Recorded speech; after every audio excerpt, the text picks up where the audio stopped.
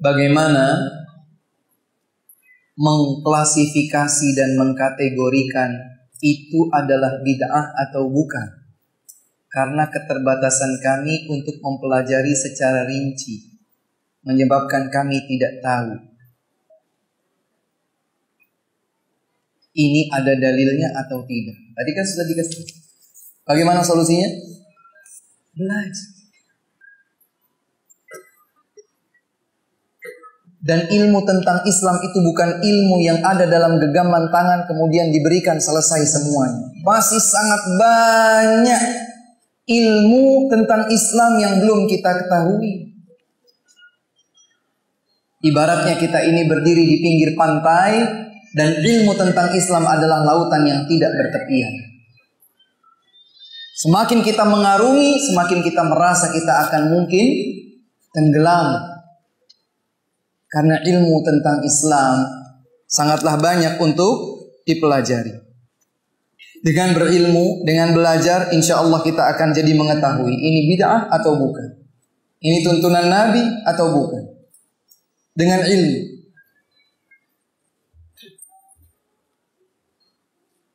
Karena ilmulah yang akan menjadikan seseorang bisa membedakan ini hak, ini batil. Allah Subhanahu wa taala berfirman, "Qul hal yastawi alladziina ya'lamuuna wal ladziina la ya'lamuun."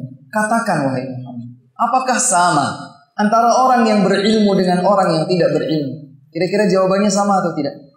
Tidak mungkin sama. Siapapun yang berilmu tentang ilmu apapun, dia tidak bisa disamakan dengan siapapun yang tidak berilmu tentang ilmu tersebut.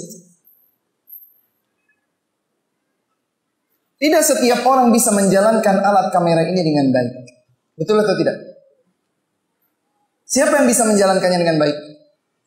Orang yang berilmu. Maka mereka berilmu di bidang tersebut. Suatu ketika Nabi SAW melewati kaum Ansor. Kaum Ansor itu siapa? Penduduk asli kota Madinah. Yang secara kultur mereka itu kulturnya adalah bercocok tanam. Mereka lebih mengerti tentang pertanian, bercocok tanam, terutama adalah berkebun kurma daripada penduduk Mekah yang mereka kulturnya adalah perniagaan, berdagang. Nabi Muhammad SAW melewati kaum Ansar dan melihat mereka sedang melakukan talqih, melakukan penyemaian agar muncul buah kurma. Kemudian kata Nabi SAW, jangan lakukan itu, biarkan saja.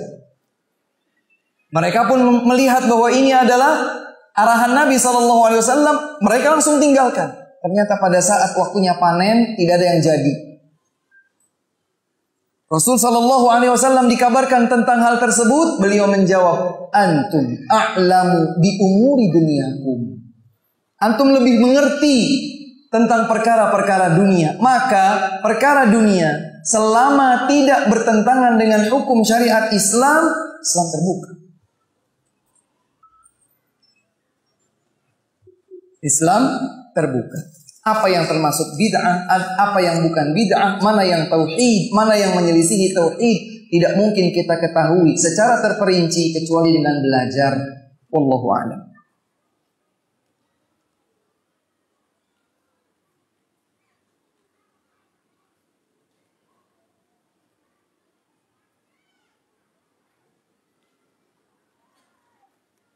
Jika bukan amalanmu, jika bukan seperti amalanmu, jangan mudah membid'ahkan orang. Dari satu sisi benar. Ketika kita belum berilmu sepenuhnya tentang sebuah amalan, dia ini bid'ah atau tidak, yang saya ketahui kebenarannya memang bukan seperti itu. Kita tidak boleh kemudian tanpa dasar ilmu menjustifikasi ini bid'ah atau bukan. Tapi dari sisi yang lain, bahwa ketika kita berkata perbuatan tersebut bid'ah, kita tidak sedang menilai orangnya. Perbuatan tersebut tidak dilakukan oleh Rasulullah SAW. maka kita tidak lakukan.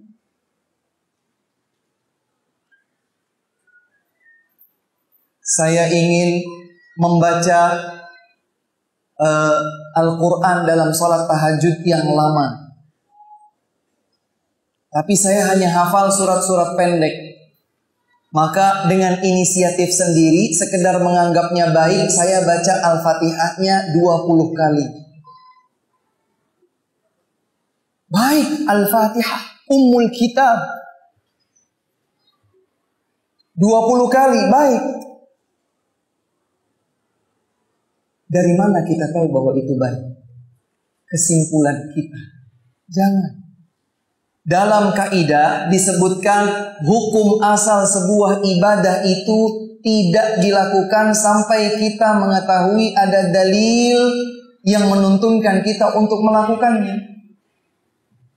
Berbeda dengan sesuatu yang kita konsumsi, kita makan, kita pakai, maka hukum asalnya mubah sampai diketahui bahwa itu memiliki unsur keharaman, maka kita tinggalkan. Apa hukumnya minum di air ini? Minum air di gelas ini, apa hukumnya? Hukumnya mubah sampai saya tahu bahwa ini telah ditetesi oleh sianida, menjadi beracun, menjadi haram, tidak boleh saya minum. Kenapa? Beresiko untuk menghilangkan nyawa, berubah. Tapi hukum asalnya mubah. Tetapi ibadah, hukum asalnya tidak boleh. Saya sehat, saya kuat, saya sedang semangat, saya mau sholat subuh 10 rakaat. Hukum asalnya boleh atau tidak? Apakah kita katakan boleh, hukum asalnya boleh, sampai ada dalil melarangnya? Keliru. Dibalik. Dalam hal ibadah, hukum asalnya tidak kita lakukan kecuali ada dalil yang menunjukkan bahwa itu dilakukan.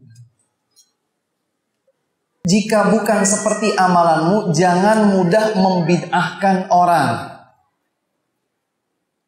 Dari satu sisi benar, ketika kita belum berilmu sepenuhnya tentang sebuah amalan, dia ini bid'ah atau tidak, yang saya ketahui kebenarannya memang bukan seperti itu.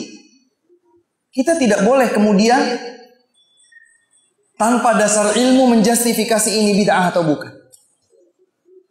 Tapi dari sisi yang lain, bahwa ketika kita berkata perbuatan tersebut bid'ah, kita tidak sedang menilai orangnya.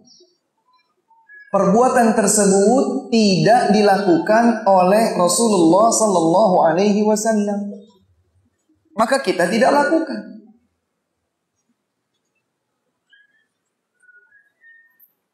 Saya ingin membaca Al-Quran dalam sholat tahajud yang lama, tapi saya hanya hafal surat-surat pendek. Maka dengan inisiatif sendiri, sekedar menganggapnya baik, saya baca Al-Fatihahnya 20 kali. Baik, Al-Fatihah, Ummul Kitab, 20 kali, baik. Dari mana kita tahu bahwa itu baik? Kesimpulan kita, jangan. Dalam kaidah disebutkan hukum asal sebuah ibadah itu tidak dilakukan sampai kita mengetahui ada dalil yang menuntunkan kita untuk melakukannya. Berbeda dengan sesuatu yang kita konsumsi, kita makan, kita pakai, maka hukum asalnya mubah sampai diketahui bahwa itu memiliki unsur keharaman, maka kita tinggalkan. Apa hukumnya minum di air ini? Minum air di gelas ini, apa hukumnya? Hukumnya mubah sampai saya tahu bahwa ini telah ditetesi oleh sianida, menjadi beracun, menjadi haram, tidak boleh saya minum. Kenapa? Beresiko untuk menghilangkan nyawa, berubah. Tapi hukum asalnya mubah. Tetapi ibadah, hukum asalnya tidak boleh. Saya sehat, saya kuat, saya sedang semangat, saya mau sholat subuh 10 rakaat. Hukum asalnya boleh atau tidak? Apakah kita katakan boleh, hukum asalnya boleh, sampai ada dalil melarangnya? Keliru. dibalik.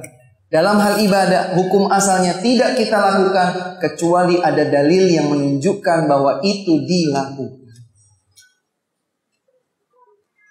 Wallahu ta'ala a'lam.